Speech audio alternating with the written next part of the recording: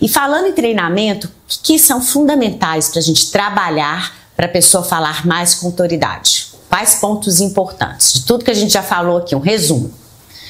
Muito importante, a base até da voz, é a respiração. Como eu te disse, nós estamos muito acelerados, né? O Brasil é considerado um dos países mais ansiosos. E uma fala... Verdade, eu vi uma pesquisa sobre isso. E uma fala que gera autoridade, você precisa ter esse controle da respiração.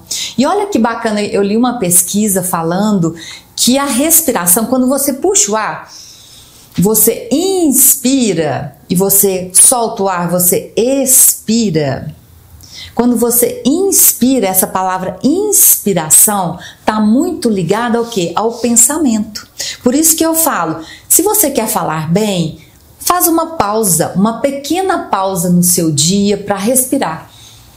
Não precisa meditar, não. 3 minutos de respiração consciente, prestando atenção no entrar e no sair do ar. Que não deixa de ser uma meditação. É uma meditação. Você vai conseguir organizar melhor o seu pensamento. Porque Sim. a palavra inspirar e inspiração é o mesmo radical no latim, no grego, eles até fizeram um simbolismo com essa similaridade. Inspirar do respirar, com inspirar um pensamento, uma criatividade, porque o que nos torna humano... Adriane, só te cortar, porque eu tive essa inspiração aqui. Por isso que as pessoas falam pro outro assim, nossa, você está tão inspirada hoje. Olha, que interessante. Porque quando você está tenso, a pessoa tensa, você prende essa respiração. A respiração fica mais curta, ofegante. A gente experimenta muito isso em momentos de tensão, falar em público.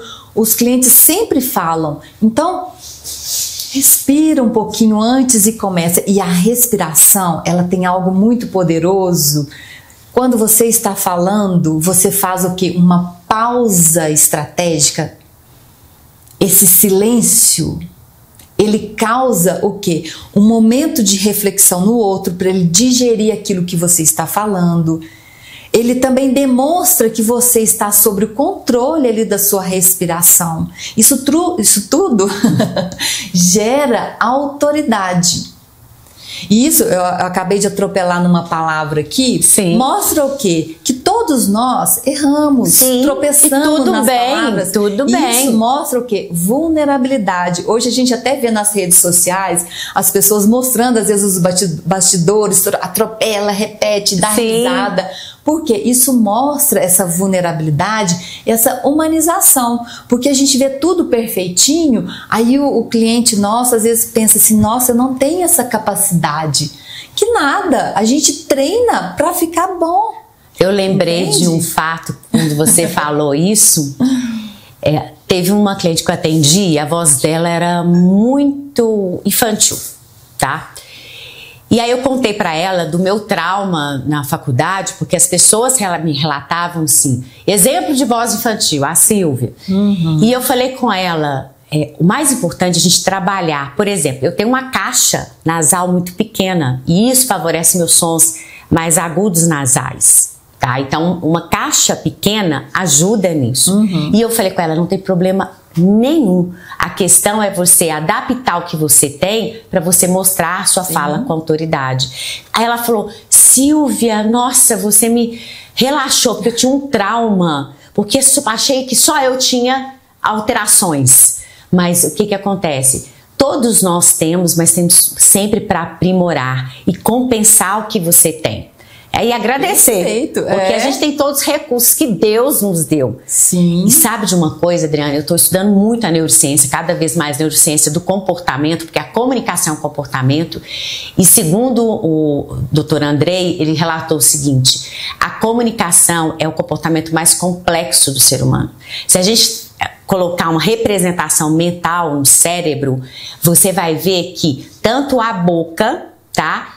Enquanto a face é uma representação mental maior, precisa mais de neurônios e até o tato. Então, a gente precisa realmente treinar. E eu vejo muitas pessoas pensando no conteúdo, o que vai falar, mas esquece de treinar. Não é essa a realidade? Sim, esquece de treinar e entregar essa embalagem. Porque quando você vai, por exemplo, comprar um produto, vai no supermercado, você vai muito pela embalagem, o mesmo preço, você vai pela embalagem. Sim. Eu estou querendo dizer o seguinte, o conteúdo é importantíssimo, mas te mostrar, te posicionar com força, com estratégia, faz com que você entregue um conteúdo que mostre o seu valor.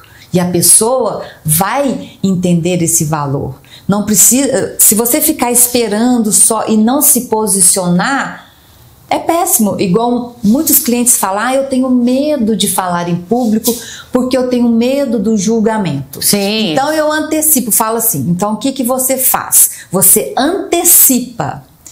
Como que você quer ser julgado? Eu quero mostrar autoridade. Então, como que você vai mostrar autoridade? Aí é tudo que a gente falou. Você vai escolher uma roupa que vai te entregar essa autoridade, uma postura que vai entregar autoridade, a sua melhor voz que você pode treinar, a sua melhor dicção, a organização do pensamento. Tudo isso é embalagem para que o seu conteúdo, a sua mensagem chegue e o outro te escute de verdade. Não uma palavra que entra e se perca pelo caminho. O emissor é responsável para que o interlocutor receba a mensagem. Se tiver ruído no meio do caminho, você que é responsável para organizar esse ruído. Interessante que outro caso que veio à minha mente de um cliente que ele falou assim, Silvia, as pessoas não entendem nada do que eu falo. Aí começa a culpar, mas ele que não entende, ele que não entende sobre esse conteúdo. Aí eu falei assim, como você está passando essa imagem? Porque a responsabilidade do outro entender e compreender é sua. E aí ele toma um susto. E aí, primeira questão, eu avalio, ou seja, faço uma avaliação pelo vídeo e aí ele vai se ver, ou seja, eu gravo ele falando. E aí eu falei, imagina, se coloca no outro, a outra pessoa que escuta. Você compreendeu? Às vezes, simples palavra, eu falo assim, qual a sua profissão? Simples pergunta, qual a sua profissão? E aí ele fala e não diz nada. Eu falo, então qual que é a responsabilidade? Será que é do outro que está ouvindo ou sua? Por isso que a gente tem que ficar atento, porque a comunicação é um comportamento complexo. A gente tem que pensar que tem a gente que não tem essa consciência, entre aspas, mas a gente tem vários neurônios sendo ativados ali. E qualquer alteração pode causar danos, pode causar prejuízo naquela comunicação, que é o tal do ruído. Pensando em ruído, você já teve um exemplo que você já passou por alguma dificuldade na comunicação, na sua vida, no dia a dia? Ah, sim. Por exemplo, eu sou uma pessoa mais introvertida. Isso até fica de exemplo para quem é introvertido, porque parece que o mundo só valoriza quem é muito extrovertido. Sim. E tal. Mas eu fui trabalhando essa questão minha de poxa, eu estudo tanto, eu tenho tanto conteúdo. Existem ferramentas que a própria fonoaudiologia fui sendo a minha própria cobaia para me ensinar a fazer vídeos, para dar palestra, para falar com um monte de gente, porque antes eu estava só no consultório, 1 a 1, mais tranquilo. Na faculdade nós somos preparados para isso, mas para falar para um público grande, não. Então eu fui trabalhando. E eu lembro que hoje eu vendo assim, meus primeiros treinamentos, às vezes que eu tenho gravado, por exemplo, na pandemia, eu falei, meu Deus, o tanto que eu melhorei, mas que bom que eu melhorei. Então eu vejo que é só treinar. E a gente não precisa ter vergonha do passado, assim, que você não tinha uma performance tão boa, porque você vai evoluindo. E a vida é essa. Um dos pilares que transmite confiança para o outro é justamente a capacidade de aprender e aprender sempre. Então, se eu estou disposta a aprender cada vez mais, eu transmito confiança e autoridade.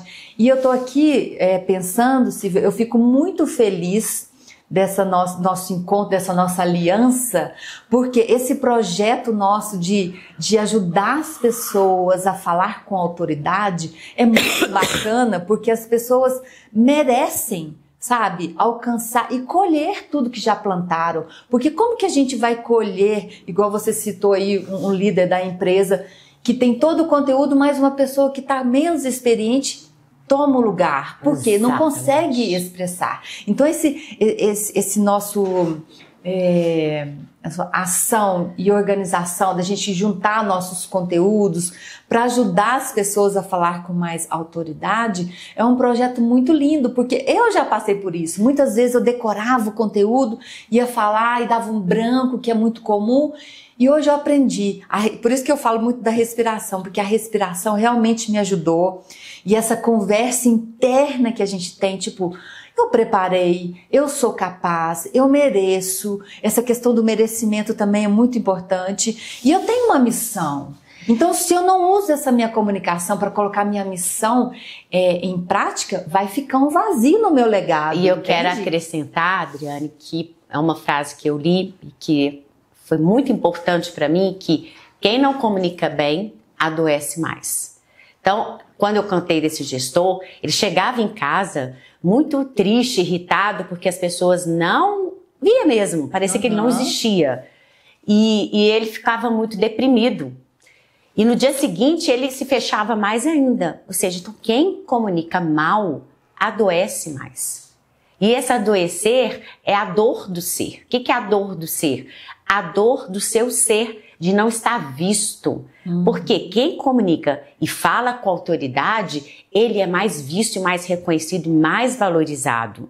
E o que eu acho que a gente tem que pontuar bem é que nós, fonoaudiólogas, igual você falou dessa aliança, é fundamental porque a gente vê esses dois lados. A gente vê também essa comunicação efetiva e também vê essa saúde, que é saúde física, mental e espiritual.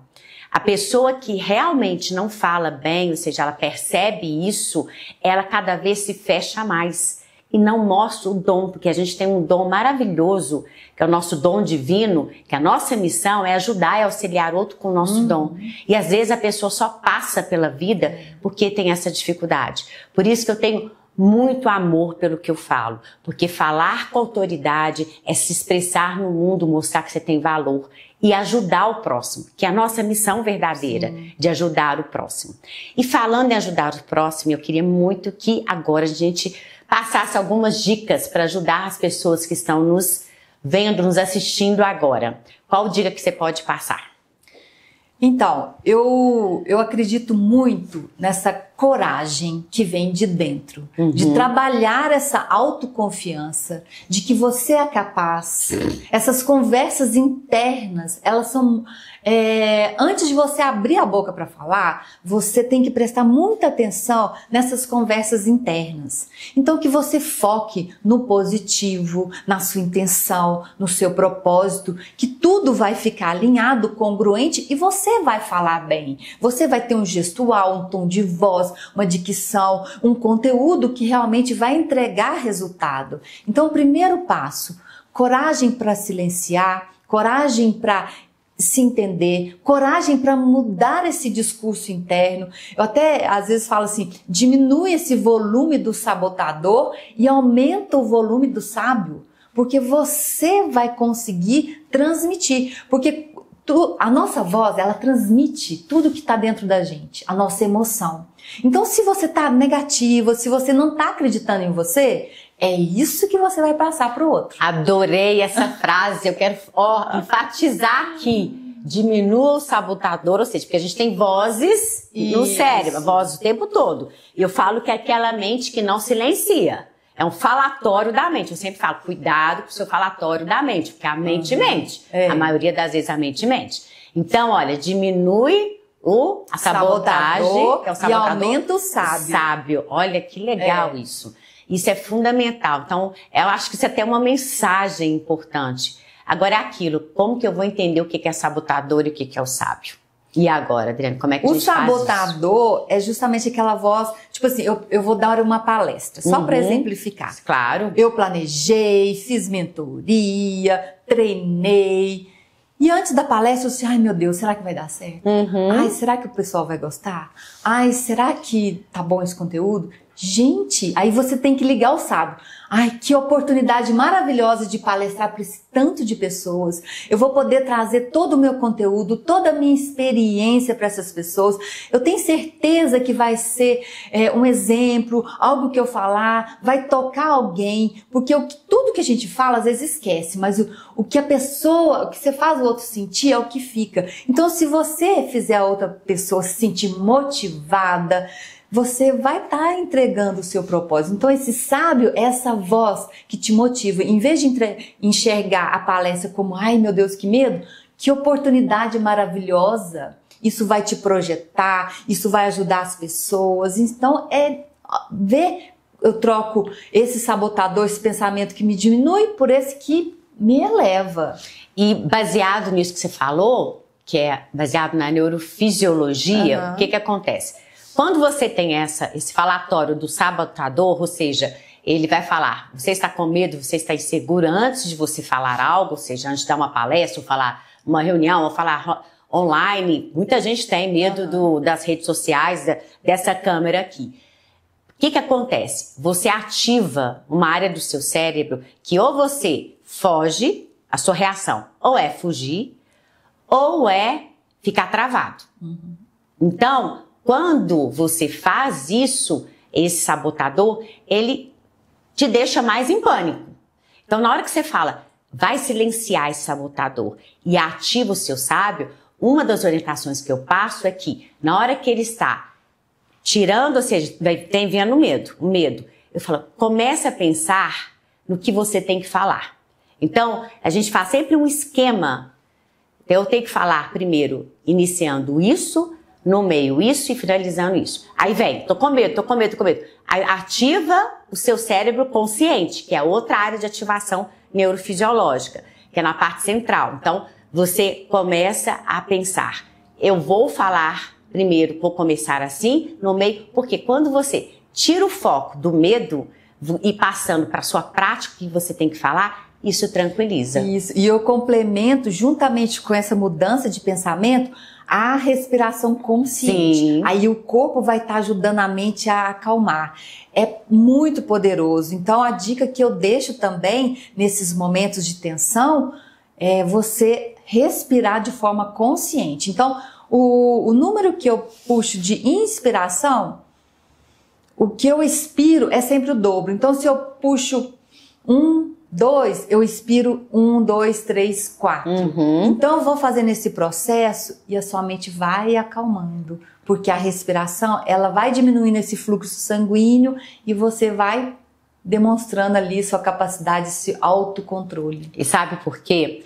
Quando você ativa esse medo, você tem uma alteração fisiológica de todo o seu organismo. Então, da frequência cardíaca, frequência respiratória, até do seu trato digestório, até da sua própria voz, do trato vocal.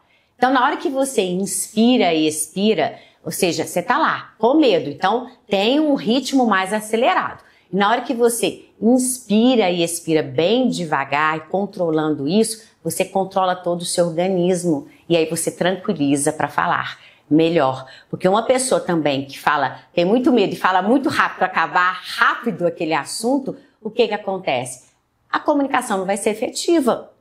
Então, falar com pausas respiratórias, com esse apoio respiratório adequado. Uma outra área da fonoaudiologia que a gente trabalha muito, o bom apoio respiratório. Isso é fundamental, que muito pouca gente fala. As pessoas falam respirar pelo diafragma, não é só pelo diafragma. Tem outras nuances aí. Porque você falando com bom apoio respiratório, que normalmente eu falo que esse é da lateral, que eu chamo de costa diafragmática abdominal, você já estabiliza a sua laringe, então você melhora a sua projeção vocal. Então uma dica que eu dou é isso, tem um bom apoio respiratório para você falar, para você projetar. E outra dica que eu passo também, Adriane, é esse trabalho de autopercepção. Através de quê? De gravação. Então a pessoa vai falar, grave o que você está falando antes e avalia como é que está a sua postura, como é que está a sua voz, a sua articulação, como que está a sua expressividade facial. Isso tudo, porque isso tudo gera conexão. E qualquer alteração, você treine, quanto treinar, melhor você vai ficar. E qualquer alteração, o que você tem que vir? Procurar um tratamento. Ou seja, às vezes nem é um tratamento, uma mentoria, porque a mentoria ela vai te auxiliar. E lógico, eu percebo também muitas pessoas com problema na articulação, ou seja, falam assim, sem mexer a boca, porque tem uma alteração tem bruxismo, por exemplo. Então tem uma alteração da musculatura, dos músculos orofaciais. E nós fonos, nós trabalhamos isso para quê? Para ajudar ele a falar melhor. Eu percebo muita gente fala assim, Silvia, eu tive um curso, um treinamento, falaram para eu falar mais aberto, mas eu não consigo. Por quê? Porque ele tem uma limitação. E nós, fonoaudiólogos, a gente ajuda nessa abertura com exercício específico e até também encaminhamento para um trabalho em equipe.